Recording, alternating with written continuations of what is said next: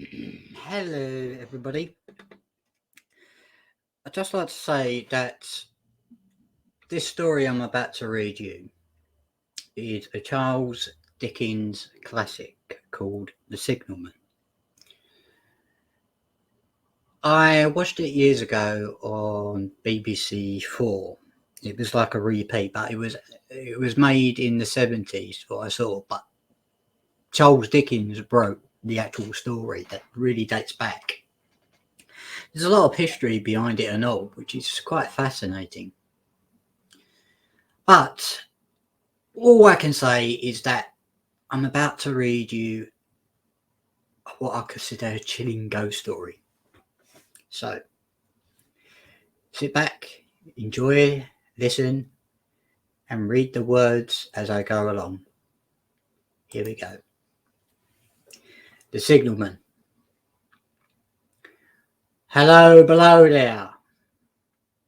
When he heard a voice thus calling to him, he was standing at the door of his box with a flag in his hand, furled round in a short pole. One would have thought, considering the nature of the ground, that he could not have doubted from what quarter the voice came. But instead of looking up to where I stood on top of the steep cutting nearly over his head, he turned himself about and looked down the line. There was something remarkable in his manner of doing so, though I could not have said for my life what. But I know it was remarkable enough to attract my notice. Even though his figure was foreshortened and shadowed down in the deep trench, and mine was high above him, so steep in the glow of the angry sunset that I had shaded my eyes with my hand before I saw him at all. Hello below. From looking down the line, he turned himself about again and raised his eyes, saw my figure high above him. Is there any path by which I can come down and speak to you? He looked up at me without replying, and I looked down at him without pressing him too soon, without repetition of my idle question. Just then came a vague vibration in the earth and air, quickly changing into a violet pulsation and an oncoming rush that caused me to start back, as though it had force to draw me down. When such a vapour as rose to my height from this rapid train had passed me, and was skimming away over the landscape, I looked down again and saw him refurling the flag he had shown while the train went by. I repeated my inquiry, and after a pause during which he seemed to regard me with a fixed attention, he motioned with his rolled up flag towards a point on my level, some 200 or 300 yards distant.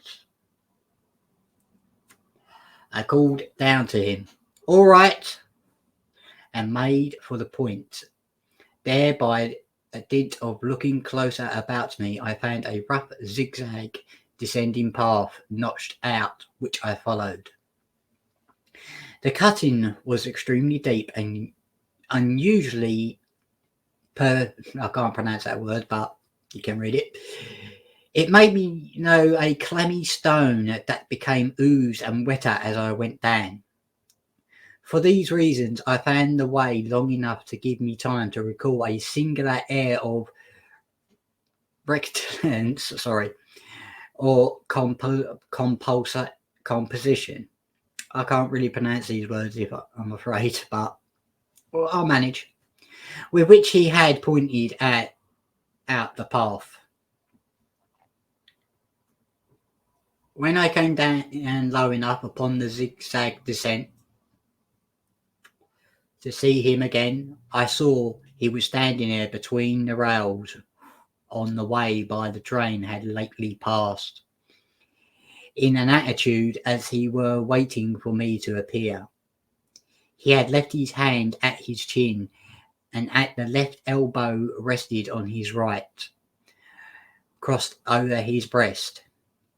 His attitude was one of such expectation and watchfulness that I stopped a moment, wondering at it. I resumed my downward way and stepped out upon the level of the railroad, and drawing nearer to him, damn car, saw that he was a dark, swallow man with a dark beard and rather heavy eyebrows. His post in as a solitary and dismal a place as ever I saw. On either side a dripping wet wall of jagged stone, excluding all the view but a strip of sky. The perspective one way only a crooked prolongation of this great dungeon. The shortened perspective in which the direction terminating in a gloomy red light and the gloomier entrance to a black tunnel, in the woes and massive architecture that was a barbarous, depressing and forbidding air. So little sunlight ever found its way to this spot. It had an earthly and deadly smell, and so much cold wind rushed through it that it struck chill to me, as if I had left the natural world. Before he stirred, I was near enough to him to have touched him, not even removing his eyes from mine. He stepped back one step and lifted his hand. This was a lonesome post to occupy, I said, and it had riveted my attention, I think, when I looked down from upon yonder. A visitor of rarity, I should suppose, not an unwelcome rarity. I think that's how you say it. I hoped. In me, he was merely a man who had been shut upon with a narrow limits all his life, and who, being at the last set free and a newly awkward interest in a great works, to such purpose I spoke to him, but I am far from sure of the terms I use, for besides that I am not happy in opening any conversation. There was something in the man that daunted me. He directed a most curious look towards the red light near the tunnel's mouth, and looked about it as if it were missing from something were missing from it. Then looked at me. That light was part of its charge, and was it not? He answered in a low voice, "Don't you know it is?" The monstrous thought came in my mind as I perused the fixed eyes and the starting face, that it was a spirit, not a man. I have speculated since, whenever that there may have been an infection in my mind. In my turn, I stepped back, but in making the action, I detected his eyes, some lantern fear of me. This put the monstrous thought to flight. You looked at me, and I said, forcing a smile, as if you had a dread of me. I was doubtful, he returned. Where have I seen you before? Where? He pointed to the red light he looked at. There, I said. Intently watchful of me, he replied, but without sound. Yes. My good fellow, what should I do there? However, be that as may, I never was there, you may swear. I think I may, he rejoined. Yes, I am sure I may. His manner clear like my own. He replied to my remarks with readiness, in which he chose words and had much to do there. Yes, that was to say, he had enough responsibility to bear, but the exactness and watchfulness were what was required of him, and of actual work, manual labour. He had next to none to change that signal, to trim those lights, and to do this iron handle now and then, and was all he had to do under that head. Regarding those many long and lonely hours which I seem to make so much, he could only say that the routine of his life had shaped itself into that form. He had grown used to it. He had taught himself a language down there, if only known it by sight, and to have formed his own crude ideas of pronunciation, I think that is. He could be called learning it. He had also worked at fractions and decimals and tried a little algebra. But he was and had been a boy, a poor hand at figures, and it was necessary for him when on duty he always remained in that channel of damp air. And could he never rise into the sunshine from between those high stones? Why, that depended upon the times and circumstances. Under some conditions that there would be less upon the line than under others. And the same held good as certain hours of the day and night. In bright weather he did choose occasions of getting a little above these lower shadows, but being at the times of liable to be called by his electric bell. At such times, listening for it with a redoubt anxiety, the relief was less than I would supposed. Lean back a bit. He took me into his box where there was a fire, a desk, an official book in which he had made certain entries, a telegraphic instrument with a dull face and needles, and the little bell of which he had spoken. On my trusting that he would excuse the remark that he had been well educated, and I hoped that I might, without offence, perhaps educated above that station, he observed the instance of sight inconducive, I think that's pronounced. In such wise would rarely be found, wanting among large bodies of men. They had heard it was so in workhouses, in the police force, even in the last desperate resource, the army, and then he knew it was so more or less in any great railway staff. He had been, when young, if I could believe sitting in that hut he scarcely could, a student of natural philosophy and attended lectures, but he had run wild with misused his opportunities, gone down and never risen again. He had no complaint to offer about that.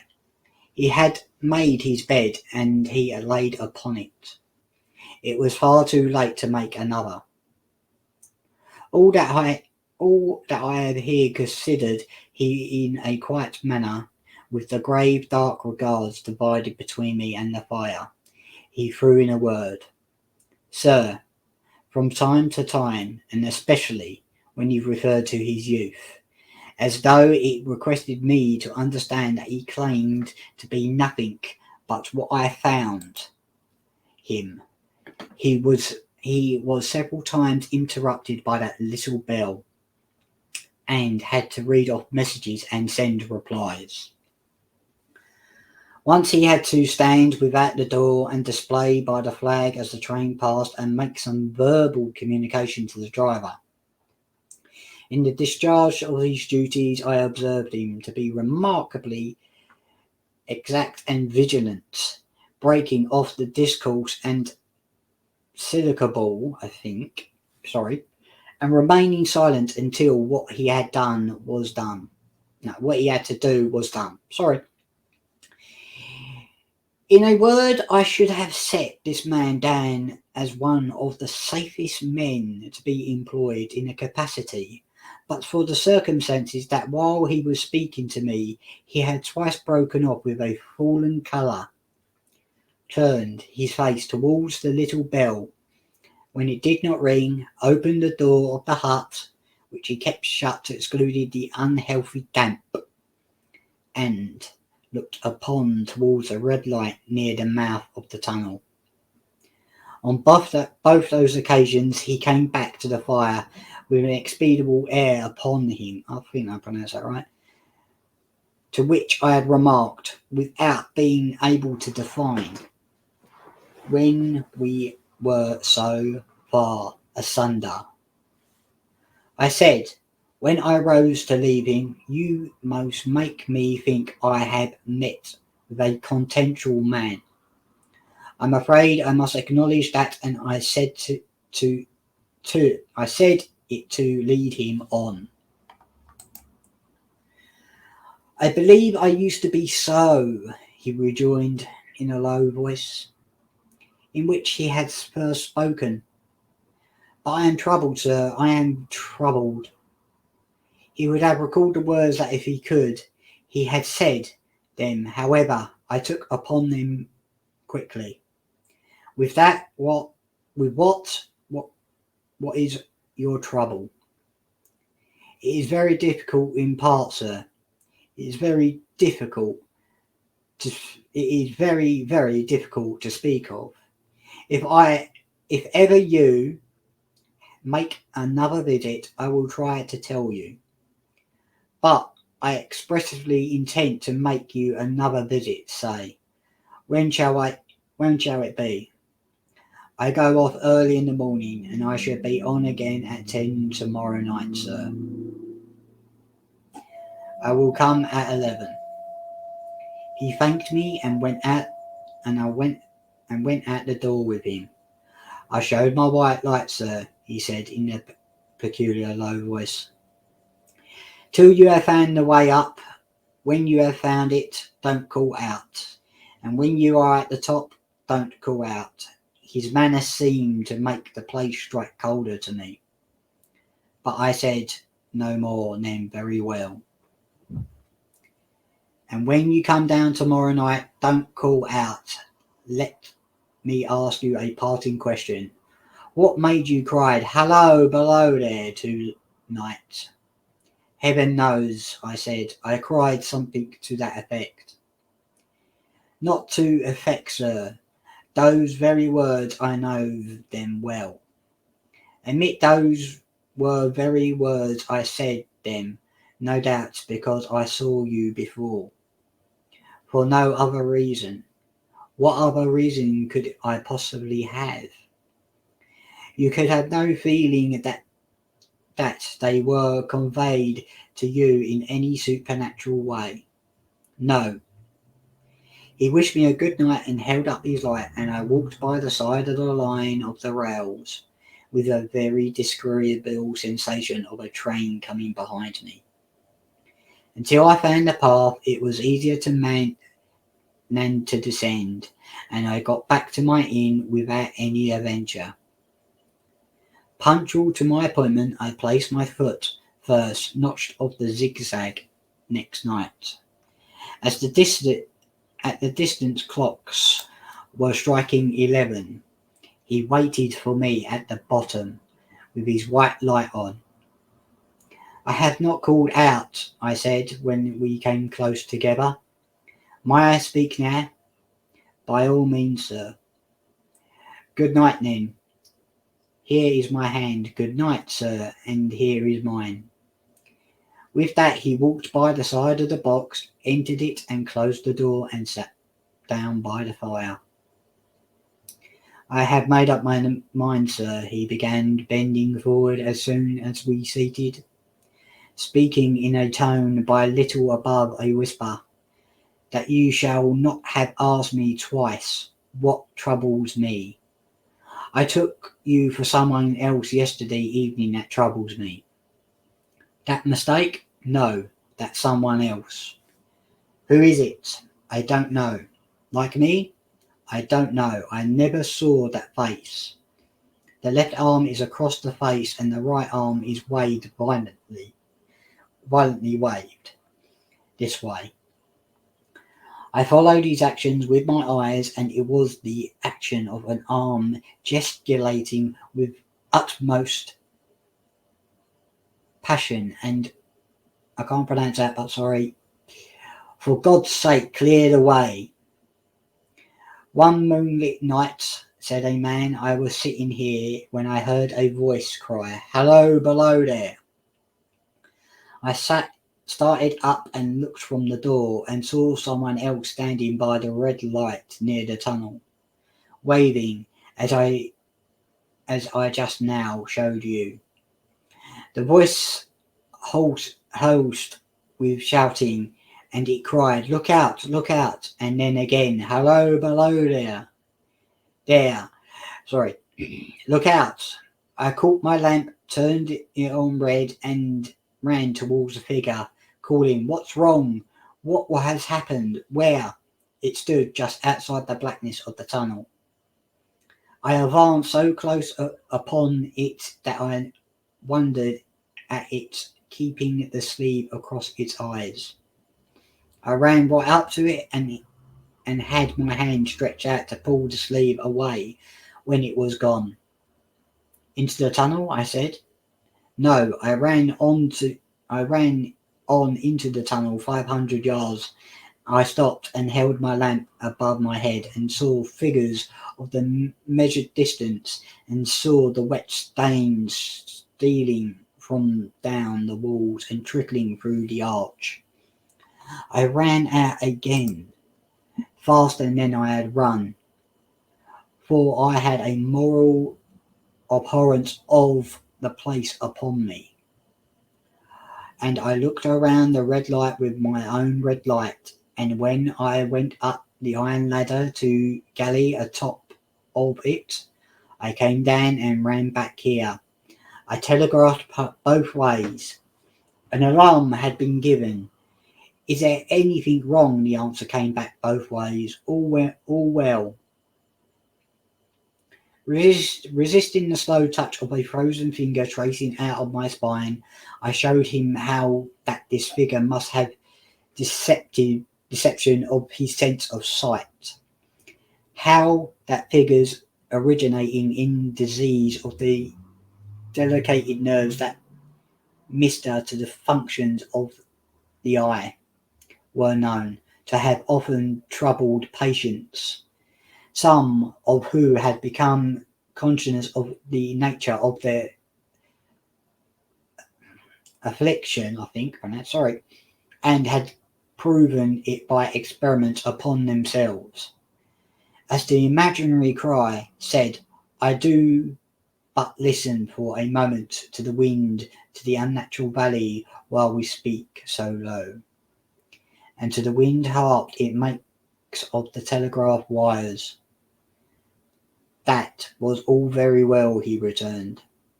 After we had sat listening for a while, he ought to know something of the wind and the wires. He who so often passed long winter nights there alone watching, but he would beg to remark that he had not finished. I asked his pardon, and he slowly added these words, touching my arm. Within 6 hours after the appearance, the memorable accident on line happened, and within 10 hours, the dead and wounded were brought along the tunnel over the spot where the figure had stood. A disagreeable shudder crept over me, but I did my best against it. It was not that to be denied. I rejoined that his was a remarkable coincidence calculated deeply impressed his mind. But it was unquestionable that the remarkable coincidences that continually occurred that must have taken into an account in dealing with such a subject. Though, to be sure that I must admit, I added, for I thought I saw that he was going to bring the object bear upon me. Men of common sense did not allow for the coincidences in making the ordinary calculations of life. He again begged to remark that he had not finished. I again begged his pardon for being betrayed into interruptions. This, he said again, laying his hand upon my arm, glancing over his shoulder with hollow eyes. What, just a year ago, 6 or 7 months past, I had recovered from the surprise and shock when one morning, as the day was breaking, I, standing at the door, looked towards a red light and saw the spectre again. He stopped with fixed look at me. Did it cry out? No, it was silent. Did it wave its arm? No, it leaned against the shaft of the light with both hands before the face like this. Once more I followed his actions with my eyes, and it was an action of mourning.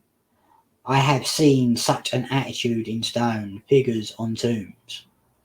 Did you go up to it? I came in and sat down, partly collecting my thoughts, partly because it turned me faint. When I went to the door again, daylight was above me and the ghost was gone. But nothing followed, nothing came of this. He touched on my arm with his forefinger twice, or French giving me ghastly nod each time.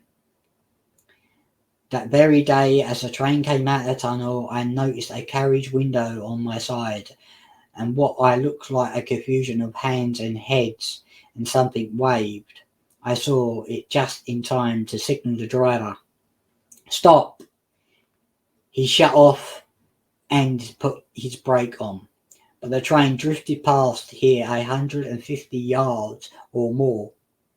I ran after it, and as I went along, heard terrible screams and cries.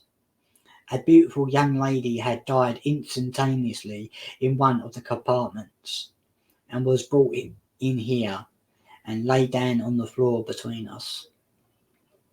Involuntarily, I pushed my chair back, and as I looked from the boards at which he pointed to himself, true, sir, true, precisely as it happened, so I tell you.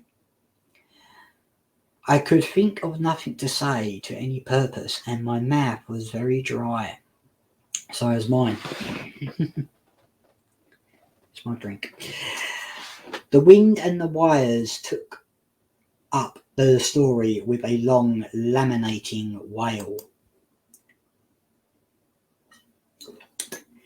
He resumed, now, sir, mark this and judge how my mind is troubled. The spectre came back a week ago. Ever since it had been there, now and again, by fits and starts, at the light, at the danger light. What does it seem to do? He repeated, if possible with increased passion, and I can't pronounce it, but that formed a gesture, for God's sake, clear the way. Then he went on, I have no peace or rest for it. It calls to me for many minutes together in an agonizing manner. Below there, look out, look out. It stands waving to me. It rings my little bell. I caught at it. Did it ring the bell yesterday evening when I was here? And you went to the door? Twice. Why, see, I, how your imagination misleads you. My eyes were on the bell and my ears were open to the bell. And if I am a living man, it did not ring at those times. No, nor at any other, except it was rung in a natural course of physical things by the station communicating with you. Sorry. He shook his head. I have never made a mistake as it's that yet, sir. I have never confused the spectre's ring with the man's. The ghost's ring its strange vibration in the bell. It diverges from nothing else. I have nothing to assert that the bell stirs to the eye, and I don't wonder that if you fail to hear it. But I heard it. And did the spectre seem to be there when you looked out?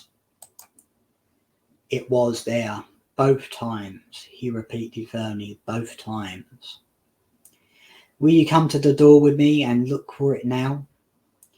He bit his upper lip, as he thought. He was somewhat unwilling, but aroused. I opened the door and stood on the step. While he stood in the doorway, there was a danger light. There was a mouth of the tunnel.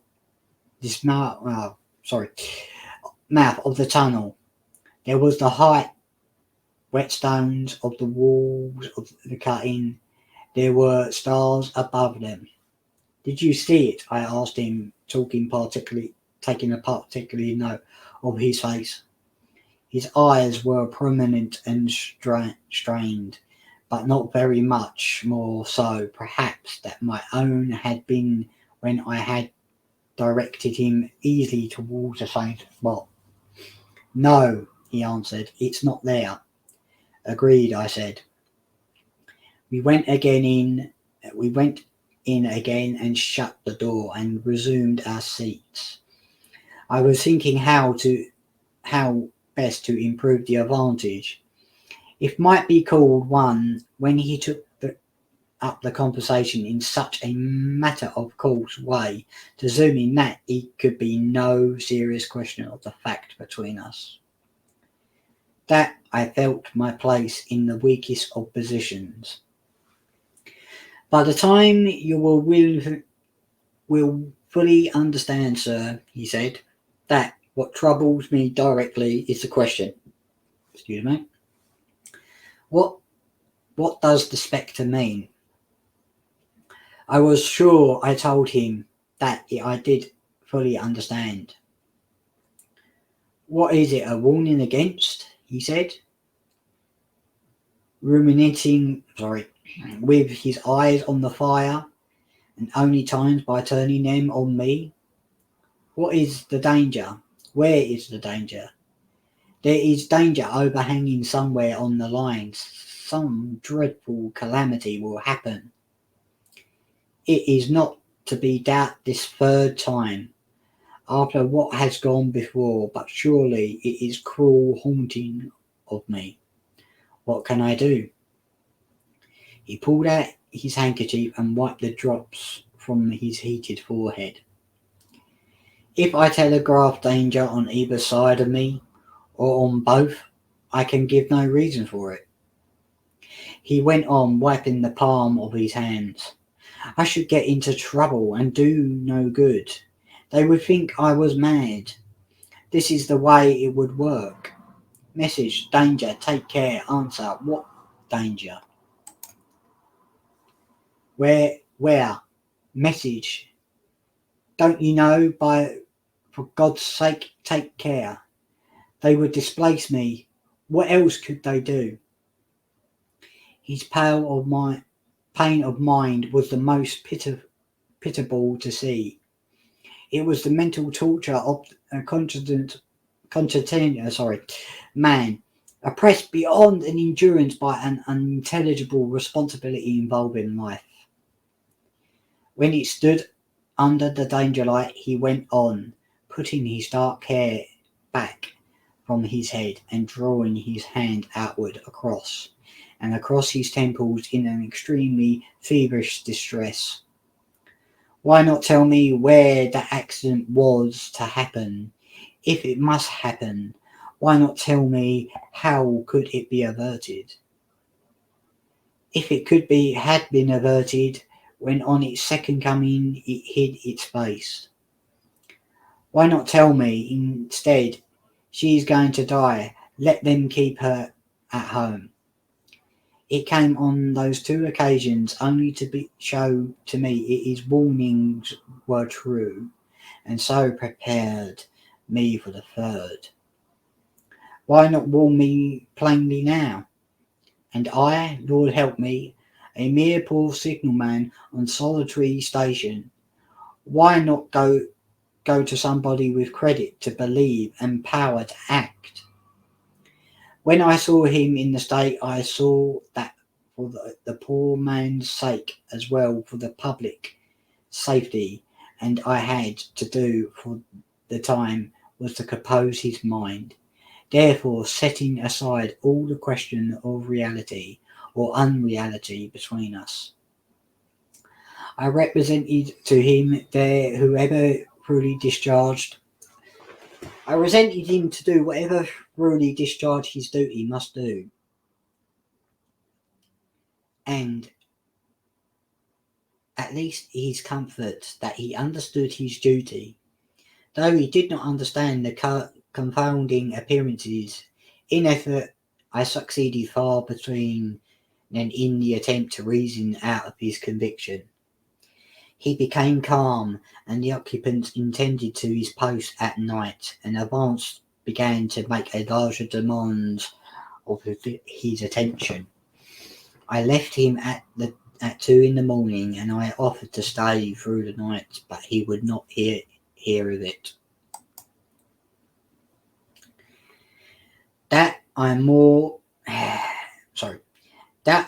than once looked back at the red light as I ascended the pathway, that I did not like the red light, and that I should have slept but poorly in my bed had been under it. I see no reason to conceal, nor did I like the two sequences of the accident and the dead girl. I see no reason to conceal that either. But what ran mostly in my thoughts was a consideration of all I to act and have become recipient, I think, of this disclosure. I had proven the man to be intelligent, vigilant, painstakingly and exact, but how long might he remain so in his state of mind? Though in the subordinate position, still he held at a most important trust, and would I, for an instance, like to stake my own life on the chances of his continuing to execute it with precision? Unable to overcome the feeling that there would be something treacherous in communicating what he had told me to his superiors in the company. Without being plain with myself and proposing a middle course to him, I ultimately resolved to accompany him, otherwise keeping his secret for the present, to the wise medical practitioner we would hear of in those parts, and take his opinion. A change in time of duty would come round the next night. He had apprised me and would have been off an hour or two after sunrise, and on again soon after sunset. I had appointed to return accordingly. Next evening was a lovely evening, and I walked out early to enjoy it. The sun was not yet quite down, and when I transferred to the field path near to the top of the deep cutting, I would extend my walk for an hour. I said to myself, half hour on and half hour back, it would be time to go to my signalman's box. Before pursuing my stroll, I stepped to the brink and mechanically looked down from the point from which I had first seen him. I cannot describe the thrill and the size upon me. When close at the mouth of the tunnel, I saw the appearance of the man with the left sleeve across his eyes, passionately waving his right arm. The nameless horror that oppressed me passed in a moment, for in a moment I saw that this appearance of a man was a man indeed, and that there was a little group of other men standing at a short distance to whom seemed to be rehearsing the gesture he made. The danger light was not yet lit against the shaft, and a low hut entirely new to me had been made of wooden support and tarpaulin. It looked no bigger than a bed. Oh, bugger, now the TV's trying to switch itself off. It's weird tonight. Anyway, when an irresistible sense that something was wrong, with a flashing self-reproachful fear that a fatal mischief had come of my leaving the man there and causing no one to be sent to overlook or correct what he did. A descendant that the notched path with all the speed I could make. "What is the matter?" asked the men. "Signalman killed this morning, sir." "Not the man belonging to the box?" "Yes, sir." "Not the man I know?" "You will recognise him, sir, if you knew him," said the man who spoken for others, who solely uncovering his own head and raising at an end of the tarpaulin, for his face is quite composed. "Oh, how did it happen? How did this happen?" I asked, turning from one to the other as the hut closed in again. "He was cut down by an engine, sir. No man in England knew his work better, but somehow he was not clear of the outer rail. It was just a broad day. He had struck the light and had the lamp in his hand, and the engine came out of the tunnel. His back was toward her, and she cut him down. That man drove her and was showing how it happened. Showed the gentleman, Tom. The man, he wore a rough dark dress, stepped back to his former place at the mouth of the tunnel. "Coming round the curve in the tunnel, sir," he said. "I saw him at the end, like if I saw down a perspective glass. There was no time to check the speed, and I knew to be very careful. As he didn't seem to take heed of the whistle, I shut it off, and when he were running down upon him, I called to him as loud as I could call. 'What did you say?' I said, 'Below there. Look out, for God's sake, clear the way.' I started. It was a dreadful time, sir. I never left off calling to him. I put his arm before my eyes not to see, and I waved his arm and the last, but it was no use." Without prolonging the narrative to dwell on any of one of its curious circumstances, more than any other, I may, in closing it, point out the coincidence that the warning of the engine driver included not only the words which the unfortunate signalman had repeated to me as haunting him, but also the words which myself, not he, had attached, and only in my mind, to gesture that he had imitated. And there goes the end of this story. I hope you all enjoyed it, and me trying to pronounce a few words for it. But this, all I can say about this story is very chilling. Have a good night and have a good Halloween. Goodbye, everyone, and take care.